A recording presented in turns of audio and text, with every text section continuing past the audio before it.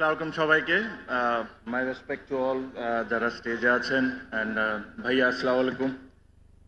Normally আমি যখন speech দিই বা কোনো প্রোগ্রামে যাই আমি চেষ্টা করি যে আমার লাইফের সাথে রিলেটেড বা আমি যা দেখেছি এসব নিয়ে কিছু একটা বলা, বিকজ আমি এটা ফিল করি যে ইট বিকামস মোর অথেন্টিক। তো আজকেও সেম কিছু কিছু জিনিস আমি শেয়ার করতে চাই, যেটা ধরেন হয় আমার লাইফের সাথে ঘটেছে বা আমি দেখেছি যেটা ঘটতে। প্রথমে তার আগে বলে নিই, যদি আমার কোনো কমেন্টে কেউ যদি অফেন্ডেড ফিল করেন প্লিজ আমাকে ক্ষমা চোখে দেখবেন। আহ, হ্যাঁ, ক্ষমা চোখে দেখবেন। সো যে জিনিসগুলো আমি যখন ছোট ছিলাম, আমরা যখন রাস্তাঘাটে খেলতাম তখন স্ট্রিট ডগস বলেন, বিড়াল বলেন বা অন্য যে কোনো অ্যানিমেল বলেন, এদেরকে আমরা দেখতাম। দেখে এদের গায়ে পানি মারা, পাথর মারা, এটা আমরা একটা ফান হিসাবে নিতাম। এটা একটা মজার বিষয় হয়ে গিয়েছিল আমাদের সবার জন্য, যে কুকুর একটা যাচ্ছে তাকে একটা গরম পানি মেরে দিলাম বা একটা পাথর মেরে দিলাম। আমি মেরেছি, হয়তো বা আমার বন্ধু বান্ধব মেরেছে। আনফর্চুনেটলি এই জিনিসটা আমরা রিয়েলাইজই করতাম না যে যে জিনিসটা আমরা করছি এটা একটা ক্রাইম। আর এর চেয়ে বড় দুঃখজনক হলে এই জিনিসটা এখনো হচ্ছে, এখনো কোনো না কোনো গলিতে এটা কেউ না কেউ করছে, আর এটাকে ফান হিসাবেই নিচ্ছি। তো এই জিনিসটা আমরা কোনো সময় রিয়েলাইজ করতে পারি না যে যে জিনিসটা আমরা করছি ওয়াজ আ ক্রাইম। সেম আমি যখন ছোট ছিলাম তখনও হয়েছে, আমার বয়সে বড় যারা তারাও কোনো না কোনো জায়গায় এই জিনিসটা করছে।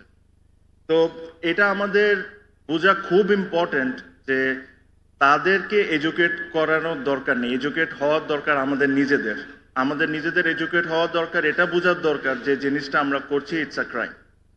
তো এই জিনিসগুলো আমার কাছে মনে হয় যে আমাদের সবারই মনে রাখা উচিত। আর এখানে একজন আপু একটা কথা বলছিলেন, আমি শুনছিলাম বসে, যে যখন উনি ফেসবুকে লেখেন ওনার সাইবার বুলিং এর হইতে হয় বা অনেক ধরনের ব্যাড কমেন্টও শুনতে হয়। আপু, I understand what you are trying to say. আমিও এরকম কিছু দেখি, বাট অনেক কিছু খারাপের মধ্যেও কিন্তু কিছু ভালো জিনিস থাকে। 10 জন যদি খারাপ বলে থাকে, আমার মতো একজন কিন্তু আপনার ওই লেখার থেকে অনেক কিছু শিখছে। আর যে জিনিসটা আপনি যে লেখাটা লিখছেন ওই জিনিস থেকে আমার এই শিক্ষণীয়টা হচ্ছে যে এই জিনিসটা করা ভুল, এই জিনিসটা করা রাইট, এই জিনিসটা করা ভুল। আর এই জিনিসটা আমি আমার বাচ্চাদেরকে শেখাচ্ছি। আমি খুব বেশি কথা বলবো না, বাট আমি যারা এখানে এত কষ্ট করে এই অনুষ্ঠানটা অর্গানাইজ করেছেন, রুমন ভাই আমি জানি খুব কষ্ট করেছেন খুবই শর্ট টাইমে। আমি ওনাকে বেস্ট উইশেস দিলাম অ্যান্ড আই কংগ্রেচুলেট এভরিওয়ান যারা এই অনুষ্ঠানে আছেন। এই একটা কথা বলে অনুষ্ঠানটা আমি আমার স্পিচটা শেষ করব, যে আপনারা যদি দেখেন বিভিন্ন দেশে, প্রত্যেকটা দেশের কিছু দেশে আপনি শুনবেন যে এই দেশটা বিজনেস ওরিয়েন্টেড, এই দেশটা স্পোর্টস লাভিং। আমরা চলেন বাংলাদেশকে সবাই মিলে একটা animal loving and sports loving country গড়ে তুলতে পারি।